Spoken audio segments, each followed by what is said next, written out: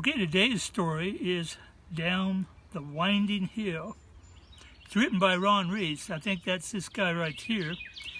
And it's illustrated. This picture is done by Shane L. Johnson. You can find this in the March 28th edition of the guide for 2020. I'm just going to read the story to you. I heard Monique asked if you believed in God, Sam Greeley commented to Pete as the two cruised on their bikes toward the steep path that the boys called Suicide Hill. Yeah, well, you heard my answer then, right? Pete pedaled his bike faster to get ahead of Sam. So you really don't believe in God anymore? His friend asked. No, I really don't, Pete exclaimed. Pete tried to put more distance between him and his friend. He felt kind of uncomfortable talking about it, but he hadn't believed in God for 3 years. Sam caught up with him and matched his speed. So would you mind telling an old friend what that's all about, he asked. I wondered why you hadn't been coming to Sabbath school. Pete really didn't want to tell, but Sam was a good friend, so he slowed his pace and he talked. It all started when I was in 3rd grade, he began. I learned that year that there is no Santa. Anyway, after that, I got to wondering about the Easter Bunny and the Tooth Fairy. Well, after I found out all 3 of those were phony, that's when I started wondering how many other lies I had been told. And that's when I began having questions about God. But God's different, Sam began. You can read about him in the Bible. You're just saying that because you're the pastor's son. Pete rolled his eyes.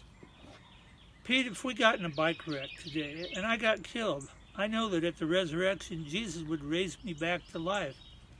And I'd get to be with him forever, exclaimed Sam. Sam, I'm glad you like your religion, but it's not for me.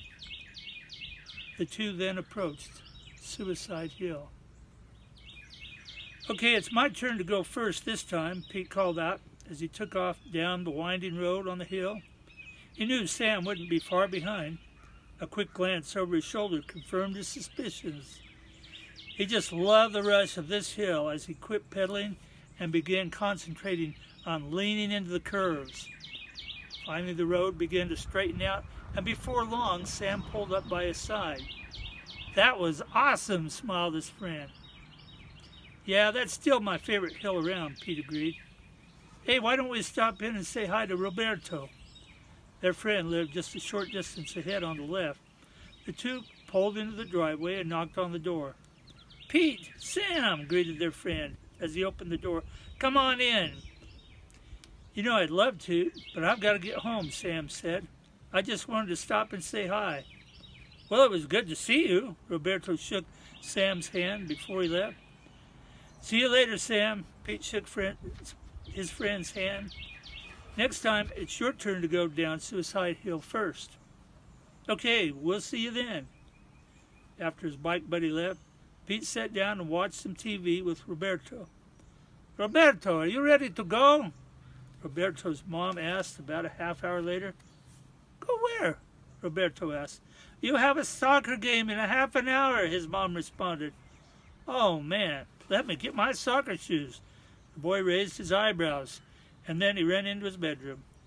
He returned quickly, and Pete walked with him out to his mom's car. Pete's mom got in the car and started down the driveway. She then stopped at the road and waved Pete around her. As Pete passed the car, he waved at Roberto, and then he turned left. The squeal of tires caught Pete's attention as a van pulled out of a side street and weaved back and forth toward him. Pete really wasn't sure which way to go. It all happened so fast that he didn't have a chance to reconsider whether or not he believed in God. There really wasn't even time to pray had he been a believer. The next thing Pete knew, he was lying in a hospital bed. He heard voices talking softly beside him, but he felt a bit groggy, so he couldn't make them out. After a while, he realized the voices were his dad, his mom, and Pastor Greeley. What happened? He asked. Why am I here? You were run over by a drunk driver, his dad explained. Oh, honey, it's so good to hear your voice. His mom's eyes were misty as she tried to choke back tears. A nurse then entered the room. Well, look who isn't hibernating anymore, she smiled. Peter, how are you feeling? I feel like I'm sleepy, Pete replied.